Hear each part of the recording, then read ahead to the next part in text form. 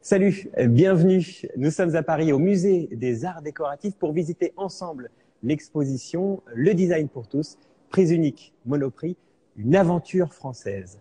Vous nous suivez depuis les comptes Instagram du Musée des Arts Décoratifs et de Monoprix et vous allez pouvoir nous poser des questions, réagir, commenter tout ce que nous allons découvrir ici dans le cadre de cette visite, les différentes pièces que nous allons traverser. Pour ça, vous avez juste à laisser un petit mot dans la petite barre des commentaires en dessous de cette vidéo en direct. Je suis David Habitant et tout à l'heure, je serai avec la designeuse India Madhavi qui, en plus d'avoir de nombreuses pièces exposées ici au sein de cette exposition, a également conçu la scénographie de cette exposition. Mais pour l'heure et pour commencer, je m'en vais rejoindre et vous présenter la commissaire de cette exposition, Marianne Brabant. Bonjour Marianne. Bonjour David. Merci beaucoup de nous accompagner dans le cadre de cette visite. On va voir quelques-unes des salles avec vous. On va voir toutes ces salles-là du troisième étage et puis on montera ensuite pour rejoindre la designeuse India Madhavi. Peut-être juste un mot pour commencer avant que vous nous commentiez tout ce qu'on a autour de nous. Un mot sur cette exposition en elle-même, son titre et peut-être même le fait même qu'elle se trouve ici, une exposition prix unique Monoprix au Musée des Arts Décoratifs. Oui, tout à fait. Merci David. Bonjour et bienvenue à tous. Alors effectivement, son titre, Le Design pour tous, déjà parle de lui-même.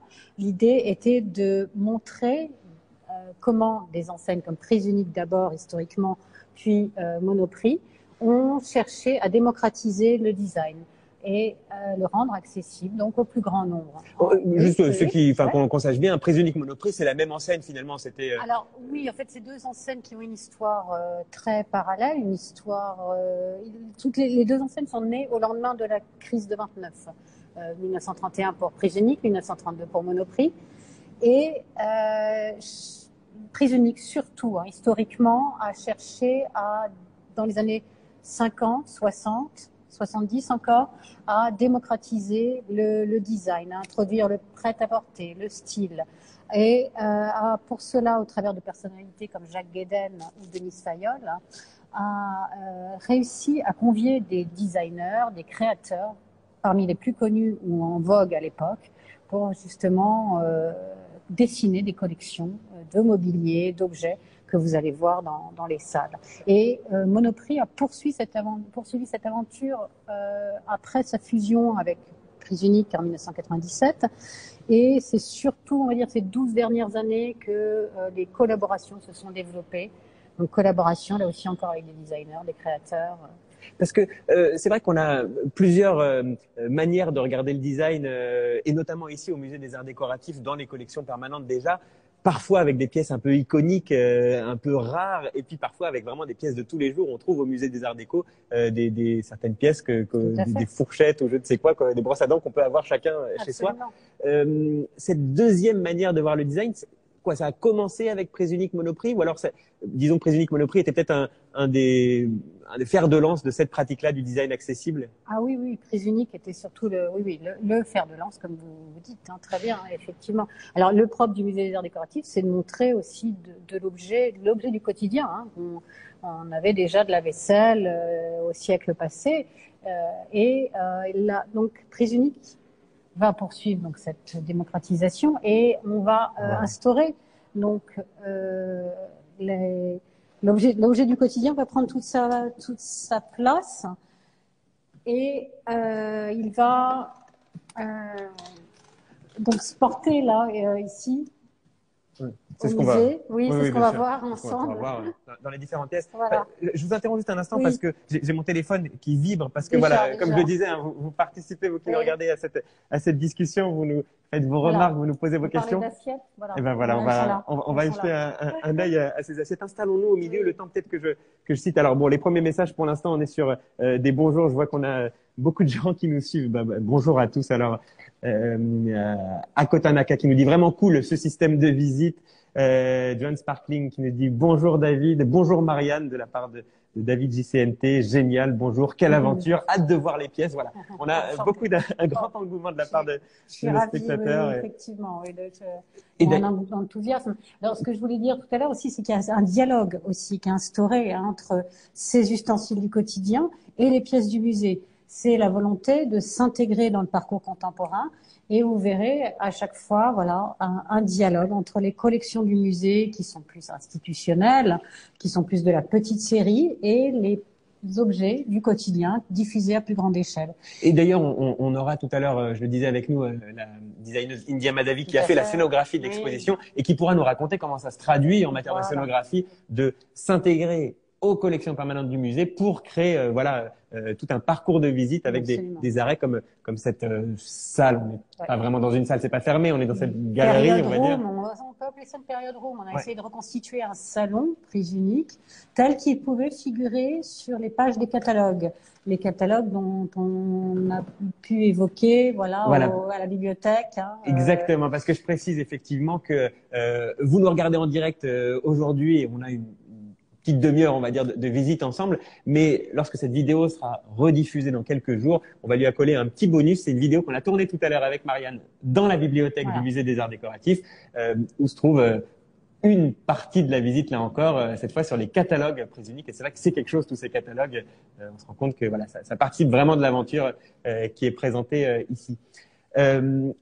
Une période room, vous nous dites, donc ces salles qui reproduisent une atmosphère, disons, autour d'une thématique. Là, on est dans un salon type de chez Monoprix. Prise unique. De chez Prise unique. Pour l'instant, on est encore à Prise unique, effectivement. On est encore à Prise unique, là, pour l'instant, les précurseurs dans les années 60, ce que je vous expliquais de ce design pour tous. Qu'est-ce qu'on peut voir comme objet en particulier? Alors, je pense, je sais pas par où commencer. Il y en a beaucoup. Je pensais peut-être à ce tabouret, parce que cette chaise qui est sur l'affiche, si je dis pas de bêtises. Absolument. Alors effectivement, c'est une chaise de Gaio Lenti et dont les motifs de la galette d'assises ont inspiré le graphisme de l'affiche de l'exposition. On la reconnaît là effectivement avec les images de Pierre Combat dans la voie de haut et on retrouve l'image de l'affiche de l'expo. Et ce mobilier en tube d'acier a été donc dessiné pour prise unique. Il fait écho à un fauteuil que Gaio Lenti avait dessiné un an auparavant, le Locus Solus, que nous avons dans les collections une salle plus loin, dans le design à l'italienne. Et il reprend ce mobilier tubulaire. On a deux types, si vous voulez, ici de mobilier. On a ce mobilier en tube d'acier laqué, le mobilier en tôle émaillée laqué de Jacques Tissinier, qui fait partie des collections du musée, qui sont vraiment des pièces absolument magnifiques. Et vous verrez dans les salles plus loin, il y a du mobilier, il y a un lit en polyester moulé de Mark Held et encore une pièce des collections qui est juste derrière vous et qui est donc le fauteuil Apollo de Claude Courtecuisse, ainsi que le fauteuil magnifique qui a reçu le prix du concours Prise unique Shell en 1970, fauteuil Balthazar de Daniel 40. Le Balthazar, c'est quoi? C'est le blanc crème Absolument. Derrière, oui, d'accord. Okay. Et effectivement, ce sont des objets assez remarquables. Parfois, on a tendance à utiliser l'adjectif design pour qualifier un objet. Ça serait le cas, en tout cas ici. Pour bien nous resituer, c'est révolutionnaire que de trouver ça dans le catalogue d'un magasin. Qui plus est, un magasin dans lequel on va aussi acheter des boîtes de conserve chez Prise unique. Exactement, oui. Alors c'est révolutionnaire, oui, parce que c'est du mobilier qui rompt totalement avec le mobilier dit traditionnel que pouvaient avoir donc les parents de la jeune génération de mai 68. On est à l'aube de mai 68 et c'est un mobilier qui fait appel d'ailleurs aux matériaux dérivés du pétrole, qui permet des assises à ras le sol. On le voit très bien avec le fauteuil de Daniel 40. Vous avez des couleurs très vives aussi. Le rouge orangé, dans les la années chaise 60, 70, on retrouve. Donc c'est vraiment novateur et s'adresser à une nouvelle génération qui voulait rompre avec les codes de leurs parents. Alors un dernier mot sur cette salle, on va passer ensuite aux suivantes, mais vous citiez tout à l'heure la petite vidéo qu'on a tournée à la bibliothèque, qu'on diffusera donc à la fin de cette visite pour ceux qui nous regardent en rediffusion. On y parle notamment des lithographies. Il y avait plusieurs opérations d'œuvres d'art, de lithographie vendues à 100 francs. Là, je vois un autre type d'œuvres d'art, des sculptures au mur blanches et rouges. Oui, Racontez-nous, on est dans le même type d'opération là encore? Tout à fait dans le même type d'opération. Ce sont des œuvres en plastique thermoformé de Jean de Vannes qui représentent Adam et Ève. Voilà. Et on est dans le même esprit avec et toujours l'utilisation du plastique qui permet des pièces très colorées et très, très joyeuses. Mais alors, ça c'était déjà vendu. Alors, c'était un nombre d'exemplaires limité, j'imagine. D'accord. Donc, c'est le type de collaboration, de collab, comme on dit, qu'on voit aujourd'hui entre une grande marque et un créateur. Ça se faisait déjà dans les années 70. Exactement. Et vous apercevez ici le fameux sac Prysunic avec sa cible, la cible qui a été dessinée en 1965 par Jean-Pierre Bailly à partir d'un dessin fait d'une nappe qui a séduit Denise Fayolle et qui lui a proposé que cette cible devienne le logo. C'est un des sacs qu'on retrouve d'ailleurs un peu plus tard dans l'exposition. On le retrouve à plusieurs endroits. J'imagine qu'il y a eu d'autres sacs plus tard dans l'histoire de Monoprix, mais celui-ci peut-être était... Oui, il y a eu l'histoire de Prysunic, pardon, je vais m'y faire. Il y a eu effectivement une déclinaison de ce logo cible, tantôt associé d'ailleurs aux initiales Printemps, puisque Prysunic faisait partie du groupe Printemps. Et cette cible est déclinée dans diverses positions. Alors, on continue dans l'exposition. J'en profite parce qu'à nouveau mon téléphone sonne et vibre beaucoup. On a beaucoup de questions.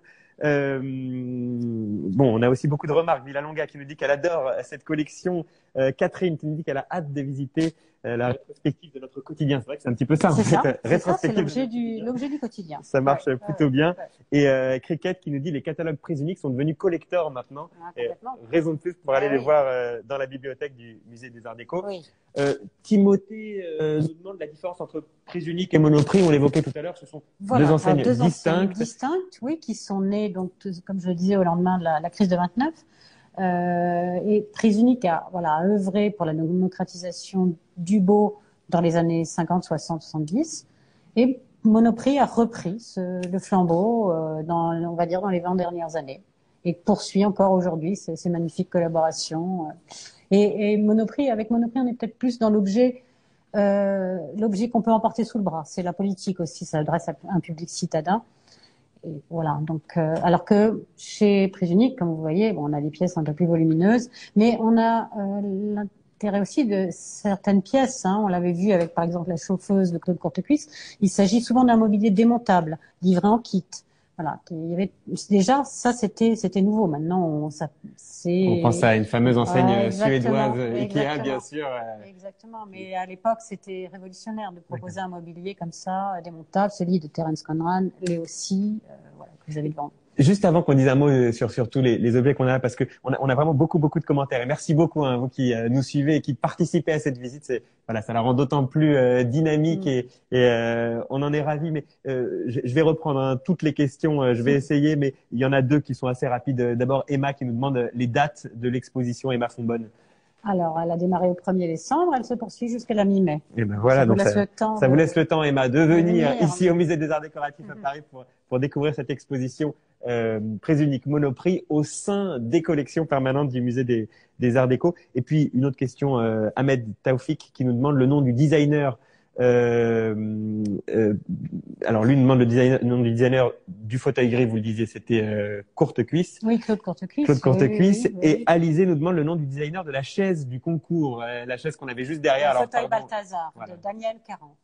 Comme ça, on a toutes les références et puis je vois qu'il y a encore plein d'autres. Une femme.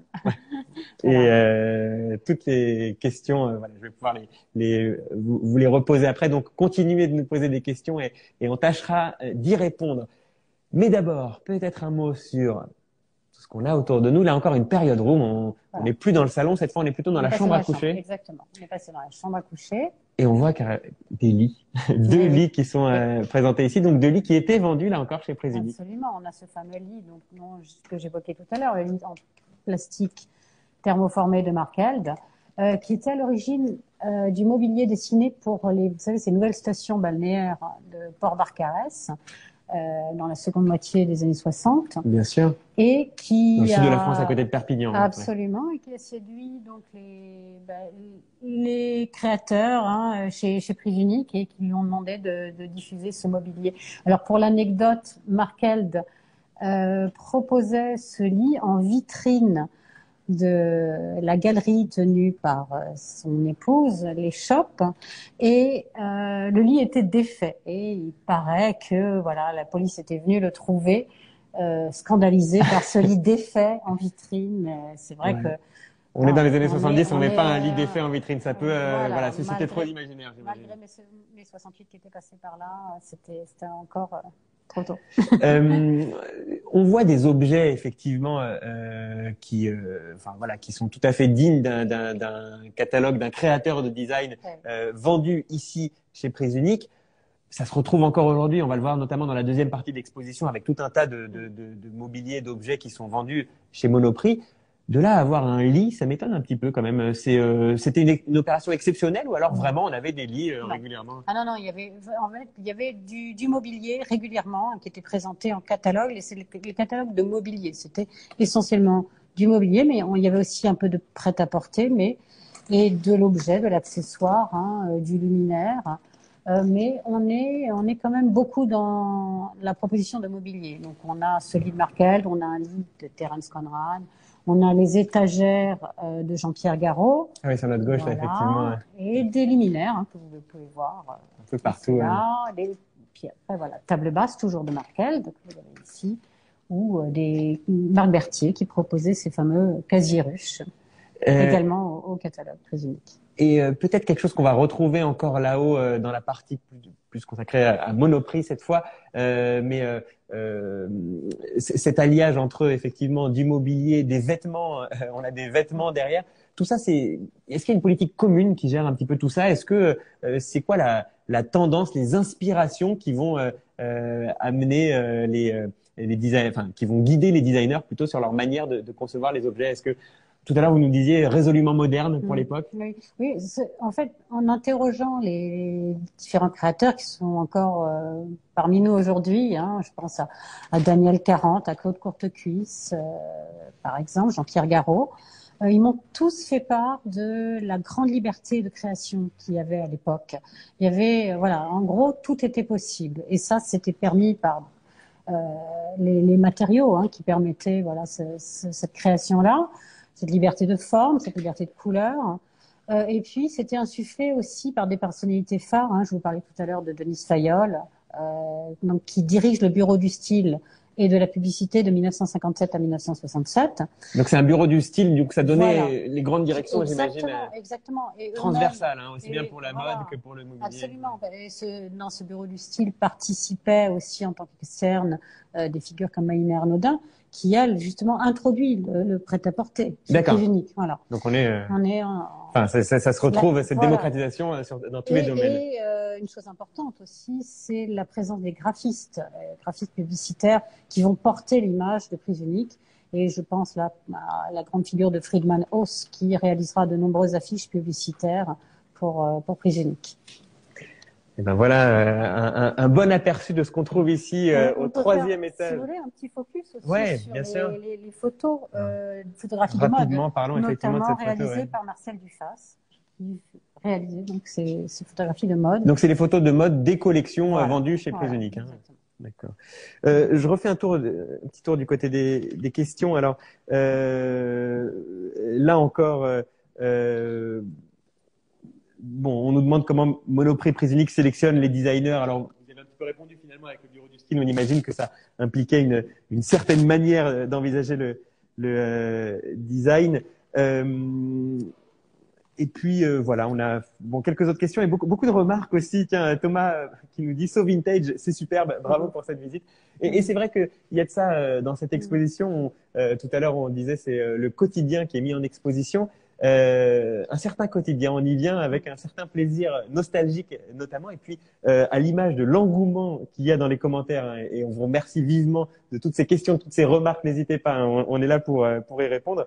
En tout cas, à l'image de cet engouement-là, on voit du monde ici dans les allées du musée. Je suis très impressionné. Je suis venu 2-3 fois pour préparer cette discussion. Et à chaque fois, il y a énormément de monde ici. C'est une expo qui fascine, en fait. Oui, c'est une expo qui fascine, qui parle à plusieurs générations. À la génération dont je vous parlais de Prise Unique, les créateurs Prise Unique, qui sont plus que octogénaires aujourd'hui. Et ça parle aussi aux jeunes générations, ceux qui côtoient Monoprix aujourd'hui. Donc, c'est transgénérationnel.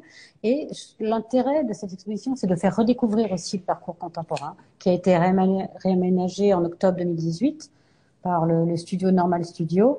Voilà. Donc, j'ai l'impression, moi aussi, à voir, parce que j'ai l'habitude de ces salles, de voir l'engouement et de voir que les gens découvrent ou redécouvrent les collections contemporaines et voient les dialogues qui ont pu se nouer, d'ailleurs, entre l'exposition. Vous verrez là, plus tard dans les étages, on voit les vases, par exemple, qui sont présentés dans des vitrines. N'en dites pas trop, on va aller voir tout ça. Allez. Voir tout ça. Merci aussi, beaucoup. Merci beaucoup, Marianne Brabant. Avec plaisir. Merci encore pour cette visite et pour le discours passionnant qui va avec. On va continuer, nous, un petit peu plus haut et on va rejoindre la designeuse India Madavi. Merci, Marianne. Scénographe de l'exposition. Scénographe de l'exposition, effectivement. Et donc, on continue la visite 2 étages au-dessus. Le temps de monter, ça me permet de vous rappeler, bien sûr, combien vous êtes invités à participer à cette visite en nous faisant part de vos remarques, en posant vos questions. Marianne Brabant a pu répondre à quelques-unes d'entre elles. Et puis, tout de suite, avec la designer India Madavi, donc, qui a fait la scénographie de l'exposition, on pourra répondre à la suite des questions. J'en ai mis déjà quelques-unes de côté. India Madavi qui a cette double casquette, puisque en tant que designer, elle a participé à plusieurs des collaborations entre Monoprix et des designers. Donc, on va voir plusieurs de ces pièces au sein du musée, mais c'est elle aussi qui a fait la scénographie de l'exposition. Donc, on va pouvoir l'interroger sur ses choix en matière de scénographie. On va pouvoir discuter avec elle de ce que c'est que d'amener finalement un supermarché au musée. Quelques questions, quelques remarques. J'en fais part. Bon, tiens, des remarques qui font plaisir. C'est Jean-Jacques qui dit « Vous nous donnez envie de revenir ». Donc, Jean-Jacques qui a déjà visité l'expo, qui peut-être, avec les commentaires qu'en faisait Marianne Brabant, a envie de peut-être de revoir tout ça sous un nouvel angle. Et on s'en félicite. Merci beaucoup, Jean-Jacques. Et ça permet de remercier à nouveau Marianne Brabant, bien sûr. Camille qui nous dit merci pour cette belle mise en bouche. Ça a l'air superbe. Et Mathieu qui nous demande, tiens d'ailleurs, quand est-ce que la section art déco du musée va rouvrir?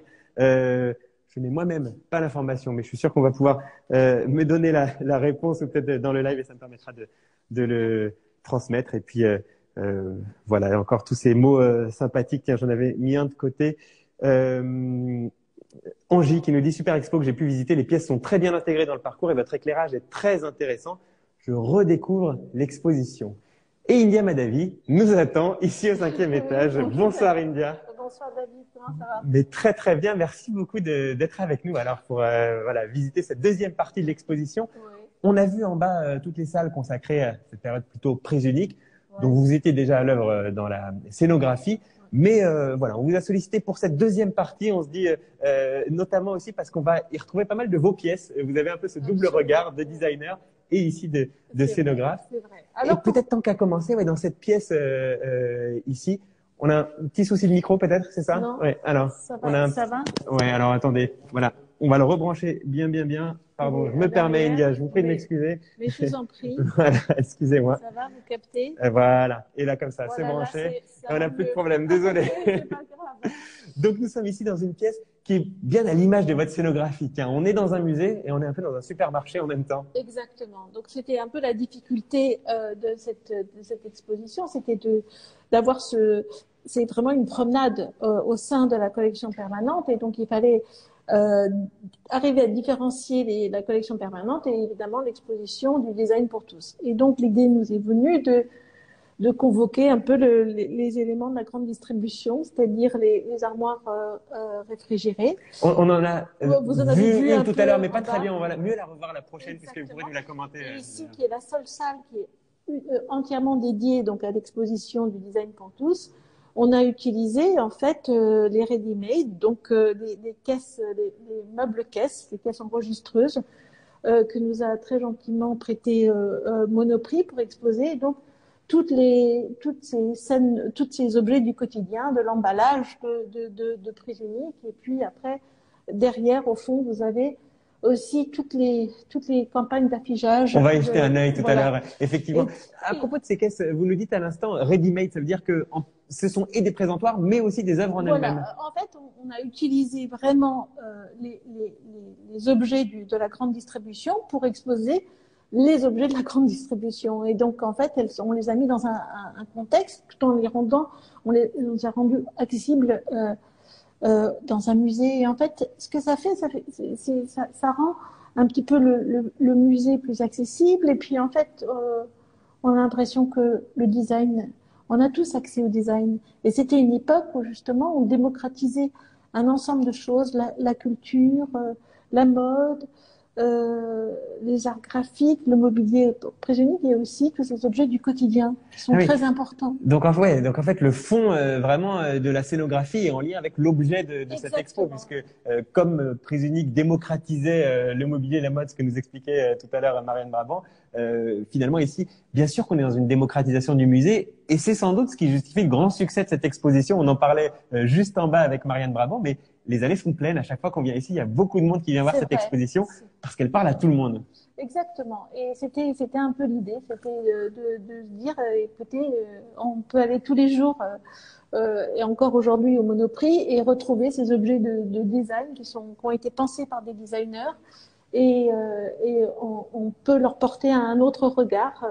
C'est aussi ça, c'est de se dire, voilà, dans le musée, on les voit différemment, on voit tout ça différemment. Avant qu'on continue notre visite, je cite deux, trois mots. On a beaucoup de commentaires. C'est Agathe qui nous fait un bonjour de Biarritz, IM Studio hier qui nous fait un bonjour de New York et qui dit, étant basé à New York, c'est super de pouvoir voir cette exposition. Et Vérodrec qui nous dit bravo pour ces lives passionnants et dynamiques. Et puis In 1958 me dit merci India. Et c'est vrai qu'on est ravis de vous avoir, India Mahdavi, grande designer bien sûr pour ceux qui découvrent l'exposition. Je voudrais aussi rajouter un petit mot parce que c'est vrai qu'on a essayé de dissocier donc cette exposition, le design pour tous de la collection permanente par aussi un système qu'on voit ici de cartels et de présentation graphique qui est vraiment effectivement, on va se mettre, on va les montrer à la caméra effectivement tous ces grands panneaux bien sûr. Et ces cartels ici qui sont vraiment empruntés de la typographie du ticket caisse. Ouais, bien sûr, c'est ça, avec les petites étoiles qui séparent les lignes,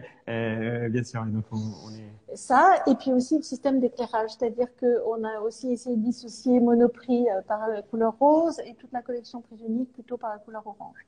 Donc ça a été les trois principes donc de la scénographie. On va continuer à visiter l'exposition et la scénographie. Avant peut-être juste un mot, tiens, tant qu'on passe par là, peut-être la caméra de Pierre Fonbonne qui peut nous montrer quelques-unes des affiches. On a beaucoup d'affiches qui sont présentées derrière et c'est vrai que ça fait partie de l'image qu'on a de Monoprix aujourd'hui avec ces campagnes publicitaires toujours amusantes. Je crois que c'est l'agence Havas Paris, je crois, qui fait toute la création autour de ces campagnes et on a d'autres affiches plus anciennes. Alors ici c'est intéressant, c'est là où on commence à avoir une sorte de dialogue avec la collection permanente puisque on a ici donc toute la collection est là et c'est très beau de venir la découvrir, ou de la redécouvrir parce que les collections sont magnifiques, je le dis pour nos auditeurs, c'est important. Ici on s'arrête devant la robe de mariée. Alors moi qui m'étonnais tout à l'heure avec Marianne Brabant du fait qu'on puisse vendre à l'époque des lits chez Prise Unique, il se trouve que chez Monoprix on a vendu une robe de mariée. Exactement. Alors pas n'importe laquelle, là encore on est dans ces fameuses collaborations, les collabs dont on parlait. Quel est le couturier à l'origine de cette robe?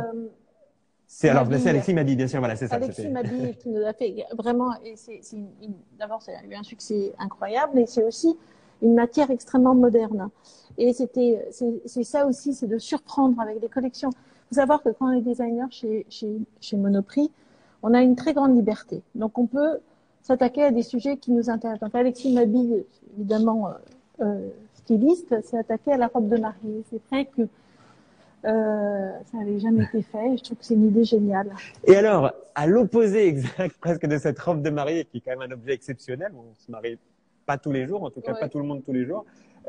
On entre dans cette salle où là c'est tout le contraire. Ouais. Là on est dans le quotidien là. Là, on est vraiment dans le quotidien des arts ménagers, et donc avec la collection de caddies, la collection de foulards, les parapluies et les assiettes. Et en fait, ici, ce qui est intéressant, c'est aussi de comprendre comment fonctionne, comment en tant que designer, on pense aussi les collections, c'est-à-dire qu'on crée souvent des motifs qu'on applique à des échelles différentes sur des supports différents. Et là, on a une très belle vision de ça, des caddies. Alors, il y a le caddie en or, vous l'avez vu en bas. Oui, alors on a vu en bas un caddie en or, c'est un caddie qui vous est très associé, hein. Mais vous en avez fait d'autres. Ouais, j'en ai fait d'autres. Mais le caddie en or a ça de.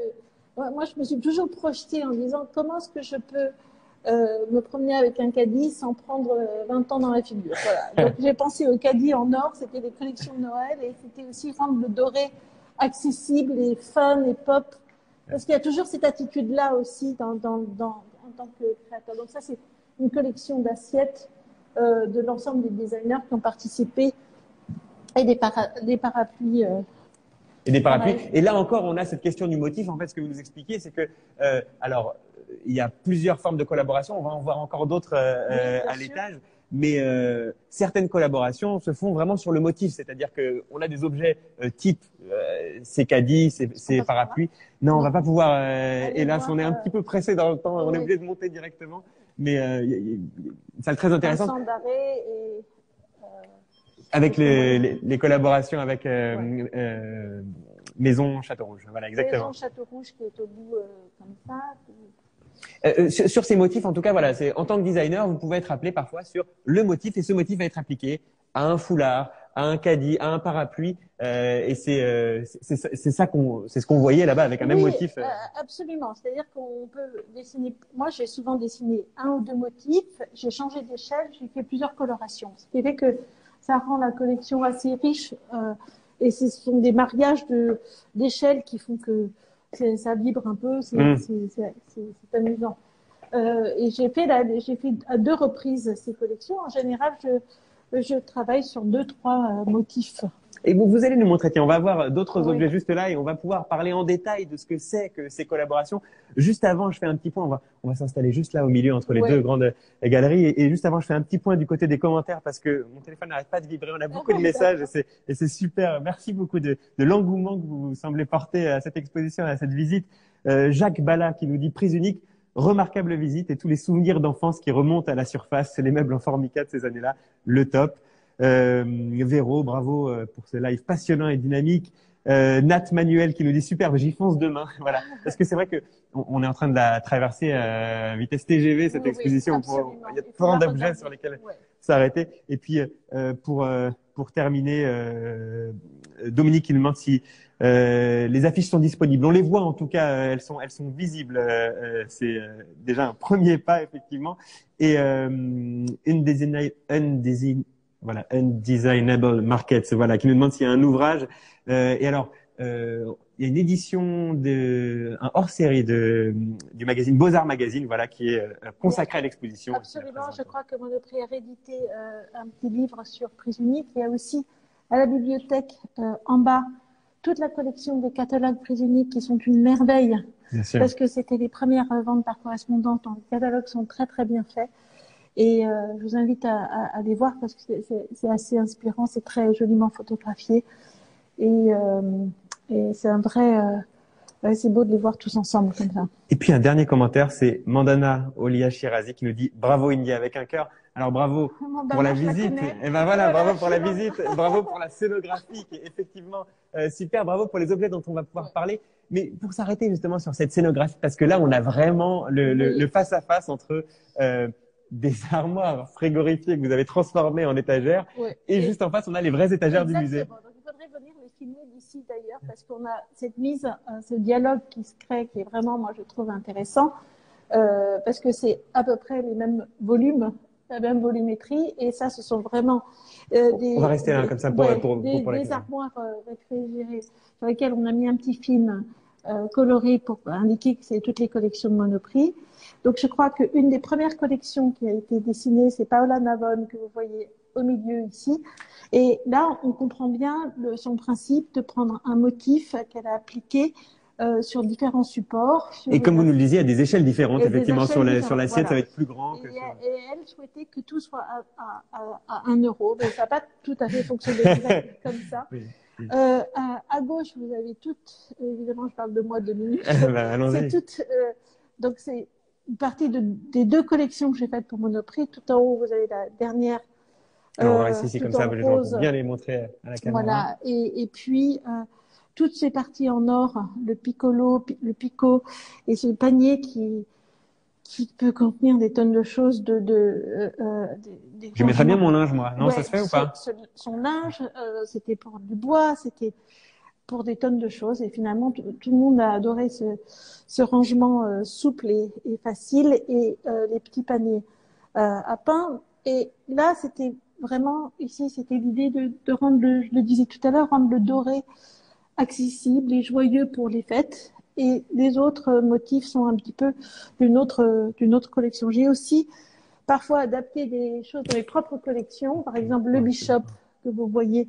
Le Bishop, c'est le tabouret, hein, ça, c'est votre tabouret iconique. Iconique, qui est d'ailleurs dans la collection permanente du musée et qui a une petite échelle ici en salière. C'est quoi? Ah oui, c'est une salière et une poivrière, d'accord. Exactement.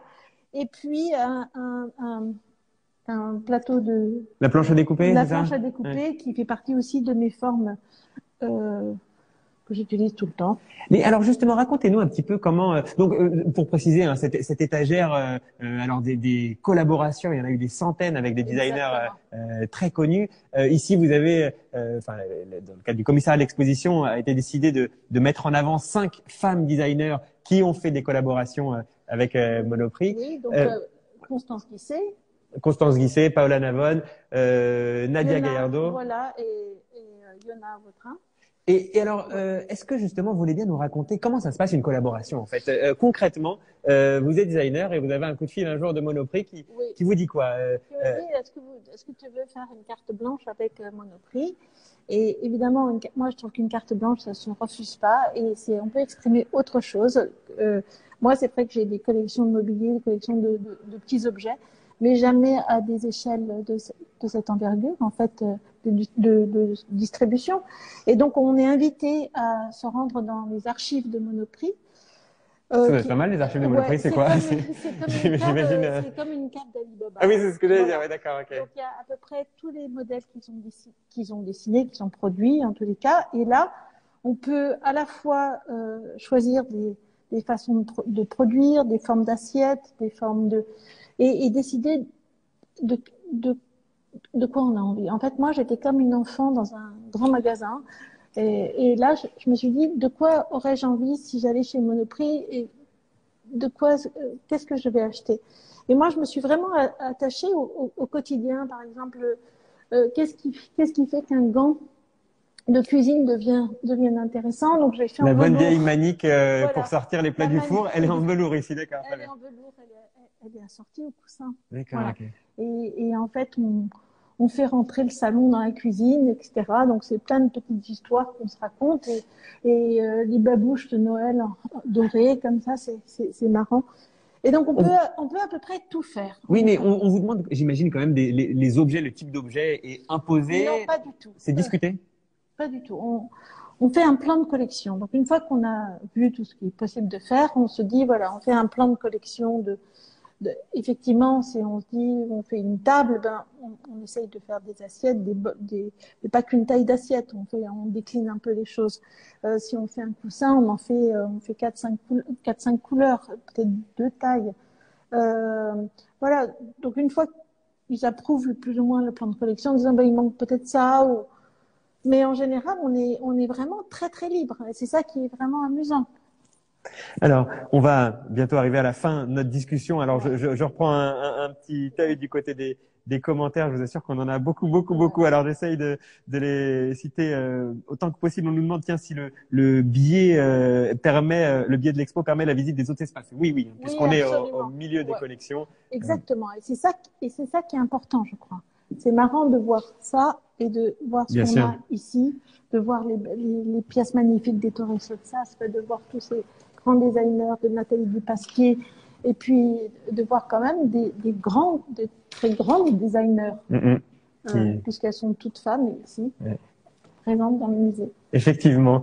On termine par